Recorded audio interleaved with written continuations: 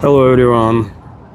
Second news update for our community. I will publish this video on all my pages, on all my channels, on YouTube, Rumble, Patreon, and Boosty. Maybe version for Patreon will be longer than on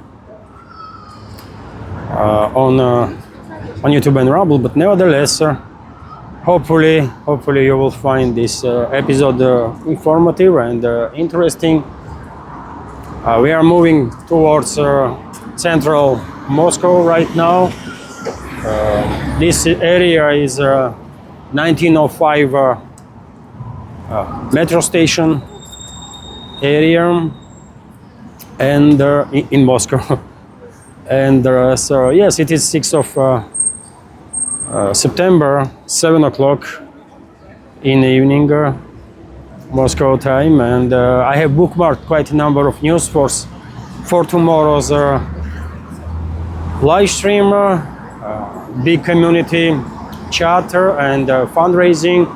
Hopefully tomorrow's live stream will do better than today's one. Today's live stream was a total disaster, by the way, but things happened, and so yes, let's go through some news here, friends, and time to time I will just turn the camera around, show you some surroundings,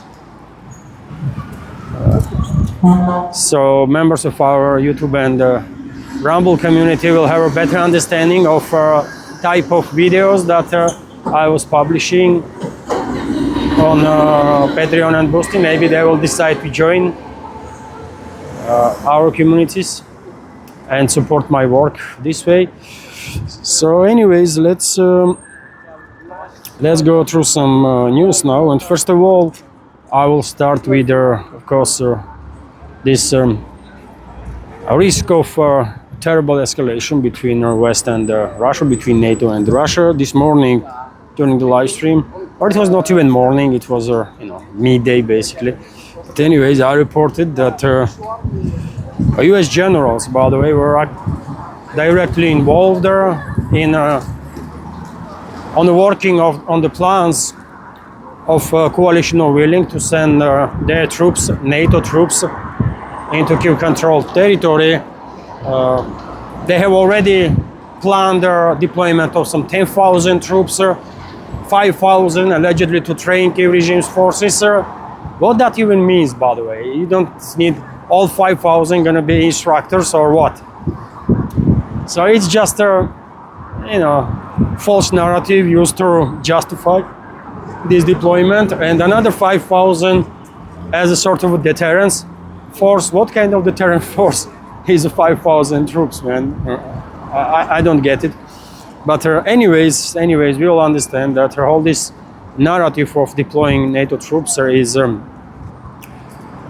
directed at derailing any chances for actual de-escalation and sustainable peace to be reached there. Globalist control regimes in Europe, basically provoking next phase of escalation, and they will unfortunately succeed in that.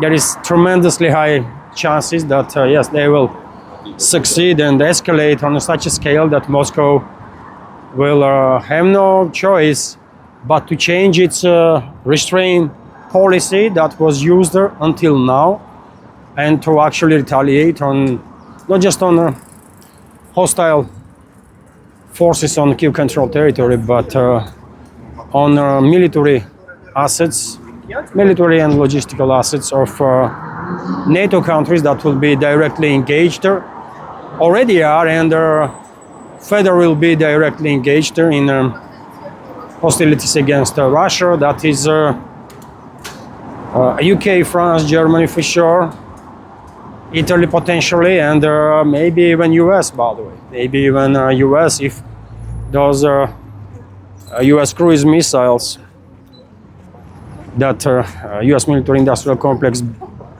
builds especially for the Kiev regime will begin flying towards Russia, and I'm afraid they will, and in short time. I spoke about these risks of high escalation in previous updates. No need to further elaborate on that.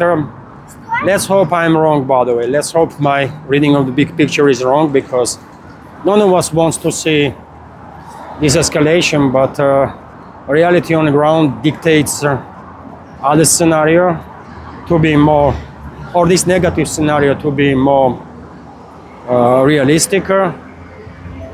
But anyways, on the matter of deployment of NATO troops and on the Kyiv-controlled territory, we have this report, dear friends, that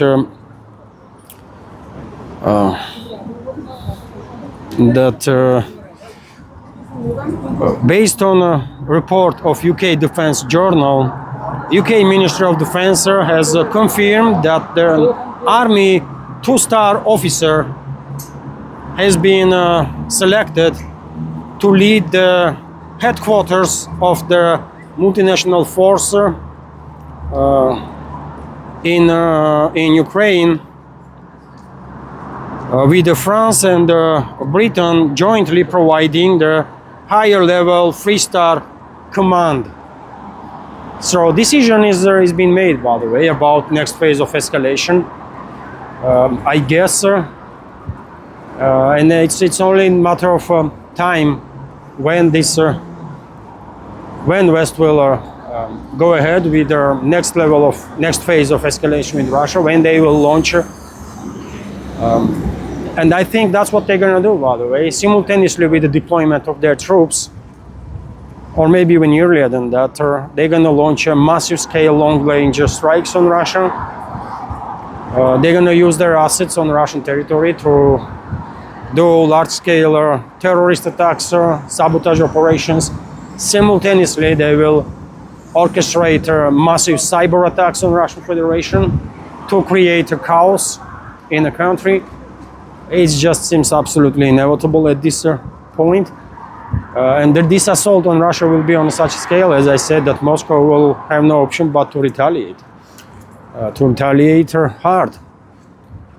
And that point, after Russian retaliation, globalists, neocons, Western ruling class in general will have two options: either to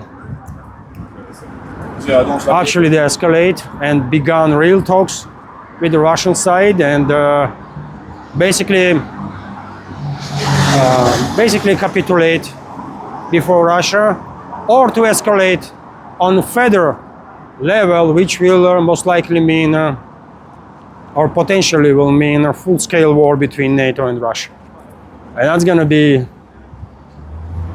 end of everything. I truly see these scenarios playing out, and I'm sharing my opinion, dear friends. Tell me what you think. Do I understand the situation correctly, or maybe I'm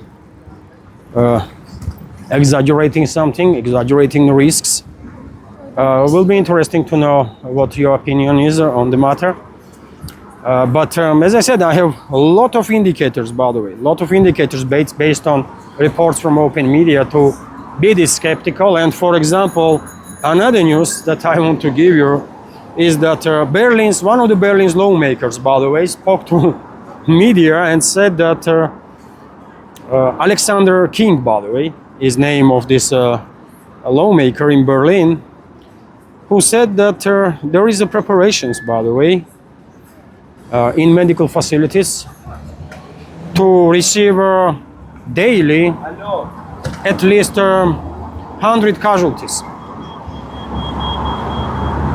Daily, by the way, to receive 100 casualties. This information was shared by Berlin's lawmakers, so that is Berlin's medical facilities being informed about it. I guess medical facilities in other big and small cities in Germany also receiving such orders. And earlier, dear friends, we had reports that France is also preparing its medical services to receive a larger number of casualties. And you tell me, dear friends, why would they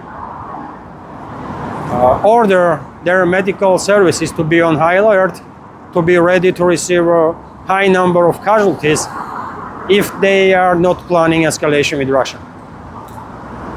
Military escalation and direct confrontation. So is this good enough indicator, additional one, to think that some tremendous escalation is coming? I think so. I think so. You know. But anyways, I mean, let's see. Let's see. By the way, maybe I'm misreading something, misunderstanding something. It is possibility also, isn't it? But anyways, on daily basis, we have more and more indicators that things are gonna get much worse than it is now. Excuse me, in a relationship between West and Russia, and in regards to this proxy war that West is waging against the Russian Federation. And some more news, dear friends, that I have bookmarked. So, special forces of the Russian Dnieper group eliminated sabotage, recon and sabotage a unit of Kiev regime that was trained by NATO instructors. This Ukrainian sabotage group was trying to cross the railway bridge on the Dnieper, but was spotted by Russian forces and were completely destroyed. Also, interesting news was reported by RIA Novosti that command of 425th Separate Assault Regiment of the Ukrainian Armed Forces executed its own soldiers that were retreating from the position. They hunted down their own retreating soldiers with the drones. And this video, probably either today or tomorrow, in upcoming days, this video footage will be shown, will be published on the internet. I guess there was a Russian drones around, and they depicted this basically execution of Ukrainian soldiers by Ukrainian militaries. That's what they do. You know, I reported many times before that one of the ways the Kiev regime is trying to force their troops to hold the lines, defense lines or whatever, is a fear that they are putting into these soldiers through propaganda means and through actual harm that they do to Ukrainian militaries that either refuse to obey orders or retreating. And there are many videos on the internet already, isn't it, of executions of the Kiev regime soldiers by Kiev regime's neo-Nazi formations. Usually these neo-Nazi formations are used for these purposes. And well, this is another story on that. Quite sure in upcoming days we will see a video being published about it on internet. Also, dear friends, another false narrative that West come up with to hide its involvement in long-range strikes on Russia. Reports are that Ukraine, allegedly Ukraine, will invest some 200 million pounds, by the way. I mean, from where Kiev regime is getting this money to invest anywhere? They are receiving money from the West. They are completely dependent on money supply, money flow from the West, isn't it? Reports are that Kiev regime will invest some $200 million, or pounds, sorry, British pounds, to build a drone manufacturing plant in UK and also testing ground. And that's how basically London is trying to hide its involvement, right? They will say, well, this is Ukrainian drones, this is not British drones, even if they are built in the UK, right? Let me show you, dear friends, some views. Pointer. That castle-like building is our entrance to the Moscow Zoo there. This is this oval building is a metro station, Krasnopesnskaya metro station, and behind this metro is one of their seven sisters, Stalin era building. Many of you, of course, are familiar with this type of architecture that Moscow is famous for. Also, not just this type of architecture, but this one too. So yes, that's the view right now. Let's go this way, dear friends. Some modern buildings there, and we will move now towards the bank of the Moscow River. And you know, I will after news segment I will continue to make some short videos on the way of our marshroute of this evening walk around. Basically, it's me and my family members that come out for a little walk, and I'm using this opportunity to record second update. Why not? And so yes, this is another, as I said, false narrative that Western countries gonna use. They're gonna designate certain facilities, military industrial complex facilities, as a Ukrainian, right? And then try to distance themselves from the weapons systems from those facilities that's gonna be used to strike into Russia, as if those weapons are not British, but British or German or French, but made, but Ukrainian made. No one gonna buy this, definitely not in Russia, but anyways, something to keep in mind. Also, interesting news about military spending of Poland, by the way. $120 million were spent by Poland, or will be spent, to buy about 1,000, maybe more, 1,400 possibly, GBU 39B bombs. This is a glide bomb, by the way, from US.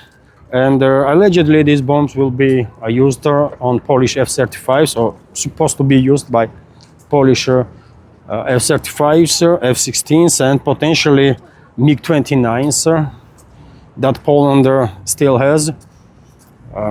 Okay, I mean, this information, first of all, should be something of a topic of interest for Germany, by the way, because I'm quite sure it's only a matter of time, 10 years, 15 years, maybe even less, and Poland and Germany gonna end up in a war. I'm quite sure about it. Also, dear friends,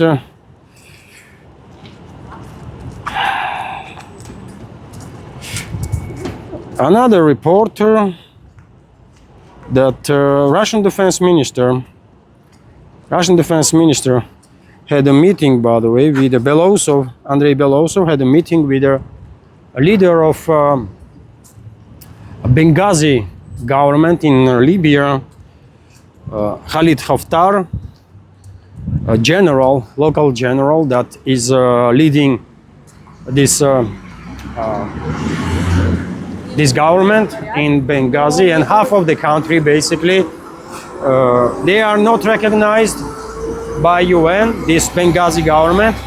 UN is recognizing Tripoli regime, but nevertheless, de facto, Libya is split between these two factions, Tripoli government and Benghazi government, and Russia is cooperating with the Benghazi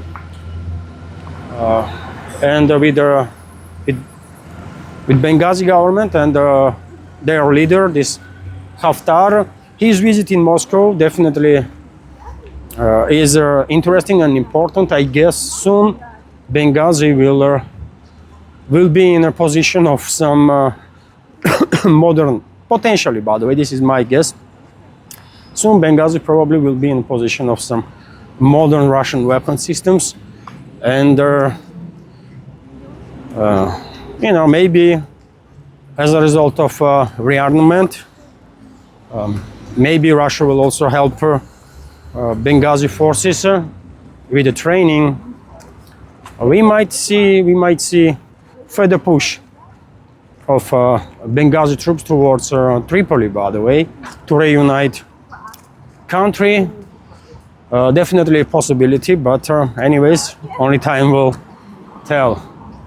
But news itself, I think, worth our attention that leader of Benghazi government is in Moscow and had a meeting with the Russian defense minister. Maybe he will have a meeting with some other Russian officials in the foreign ministry. Maybe even with Putin. We don't know. With the president of Russia. What else have I bookmarked, dear friends? There was a protest once again in Serbia, by the way, in Novi Sad city, and as a result of unlawful actions of the Western-controlled Protestants and their NGOs and so on, 13 police officers were injured. Information is coming from Serbian Interior Minister Ivica Dacic. And since the beginning of unrest, Western orchestrated unrest in Serbia, by the way, already more than 150 policemen were hurt by these so-called protesters. So attempt of regime change in Serbia is in full swing, right? There is like a roller coaster. Massive escalation, then things are kind of calming down, but then again, massive demonstrations, massive protests, attacks on the government buildings, on the government officials, on the police. I mean, everything that you expect to see in a country where West is orchestrating regime change. So yes, that is when it comes to Serbia. Also, Polish farmers, by the way, have blocked again checkpoint on the border with Ukraine. The State Border Service reported.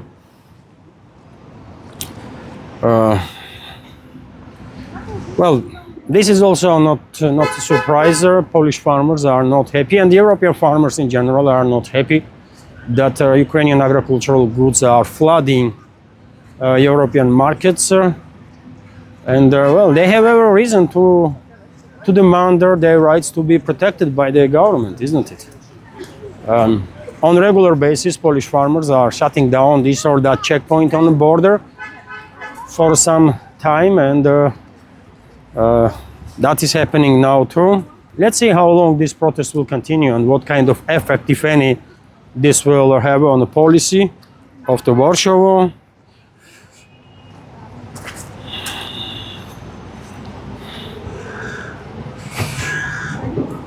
Also, dear friends, interesting report from RT that US President Donald Trump. Oh, we are in a park, by the way, right now, on the way to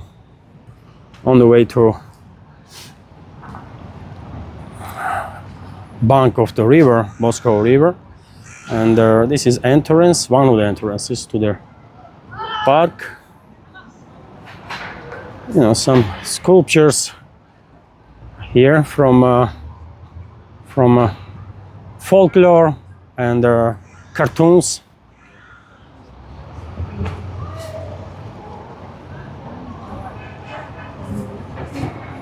You know, nice park, by the way. Couple of weeks and all this greenery gonna get a yellow color, golden color, isn't it? And spring, not spring, but autumn gonna get in a full swing. And it's gonna look beautiful then too, of course. Of course. You know, some, chess plays there. And there are so... which way to go? Oh, that way. And so, yes, US President Donald Trump is not happy with Europe once again. He has threatened EU with a probe that could lead to higher tariffs after the bloc fined Google for violating antitrust laws.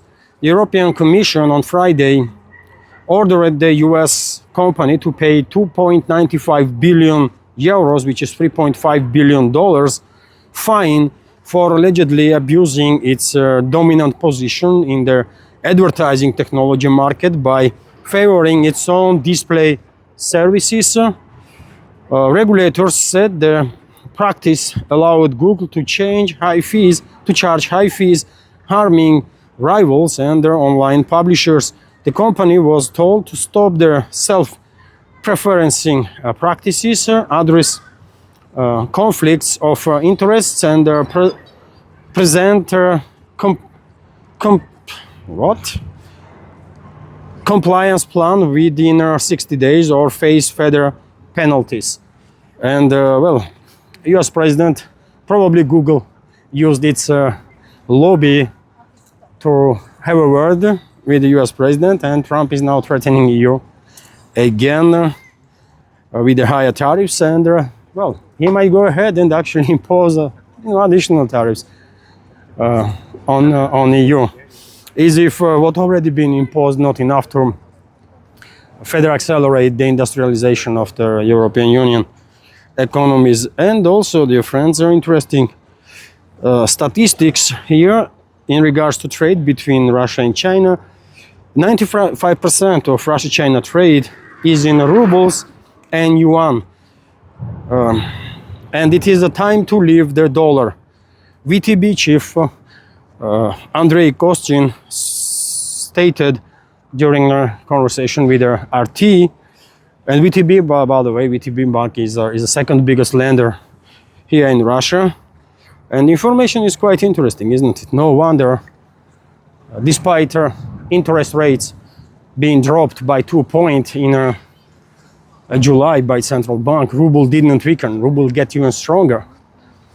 And no wonder this is the case, because, well, there is a high demand on rubles, by the way. It's not just domestic demand, but also foreign demand, because in trade with more and more countries, ruble is being used. And of course, that makes ever more difficult for the central bank and for finance ministry economical bloc to weaken the ruble, because a strong ruble is not really that great for economy, export-oriented economy of Russia, for exporter companies, for federal budget income, and so yes, we should expect stats are interesting, that 95%, can you imagine, by the way, 95% of trade between Russia and China is done in rubles, in yuans, mostly in rubles, I guess. And trade between two countries are about 300 billion, around 300 billion a year. So it's quite a lot, right? So yes, that's about it, dear friends, for this relatively short news summary. Some of the news that I have bookmarked for tomorrow's live stream. Although, of course, by tomorrow there will be more news, by the way, to report about, and I will. And now, dear friends, I will end the news segment. And while we are walking around streets of Moscow, I will make some short clips here and there, and I will add those short clips through. And whenever we will get home, I will publish this video on all my platforms, all my channels. Hopefully you will find it informative and interesting, and if so, please, if you are watching on YouTube and Rumble, like the video, share, leave some commentary, and dear friends, if you like my work, if you think I'm doing something good for our community and want to help preserve these channels of mine, you can do it through several means. You can donate through PayPal or Boosty. You can subscribe to my Patreon page or page on Boosty. All the links are under this video, or will be under this video, in description box and in the pinned comment. So this is it for a news segment. As I said, in different parts I will make some short clips, and I will add those videos too. And yes, I guess this is it for now. Have a wonderful day, and take care.